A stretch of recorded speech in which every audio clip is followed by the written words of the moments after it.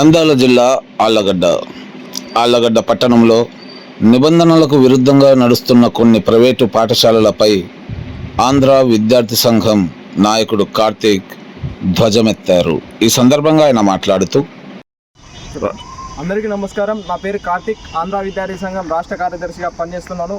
ఈరోజు ఆళ్లగడ్డ పట్టణంలో ఉన్నటువంటి కొన్ని ప్రైవేట్ పాఠశాలలు నిబంధనలకు విరుద్ధంగా నడుపుతున్నటువంటి వాటిపైన అధికారులు ఏమాత్రం స్పందించడం లేదు. ఈరోజు ఆళ్లగడ్డ పట్టణంలో ఉన్నటువంటి కొన్ని ప్రైవేట్ పాఠశాలలో ఫీజులు అయితేనేమి, బుక్స్ అయితేనేమి విచ్చలవిడిగా దోచుకుంటున్నారు. కానీ అధికారులకు తెలిసి కూడా కనీసం స్పందన లేదు. ఈరోజు తల్లిదండ్రుల రక్తాన్ని పీల్చి చేస్తున్నటువంటి కళాశాలల పైన ఏమాత్రం చర్యలు తీసుకోవడం లేదు.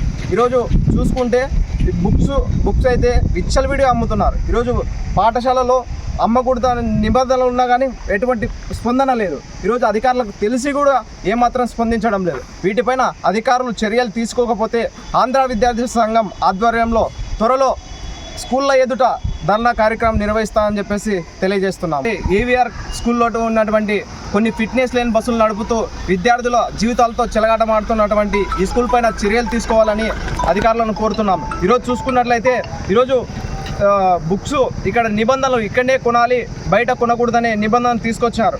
ఈరోజు ఈ డియూ అయితేనేమి, ఎంఈఓ గారు అయితేనేమి వాళ్ళకి తెలిసి కూడా ఎటువంటి చర్యలు తీసుకోకపోవడం దారుణం అని చెప్పేసి తెలియజేస్తున్నాం. వెంటనే చర్యలు తీసుకోకపోతే ఆంధ్ర విద్యార్థి సంఘం ఆధ్వర్యంలో తొందరలో స్కూల్ ఎదుట పెద్ద ఎత్తున ధర్నా కార్యక్రమం నిర్వహిస్తామని చెప్పేసి తెలియజేస్తున్నాము.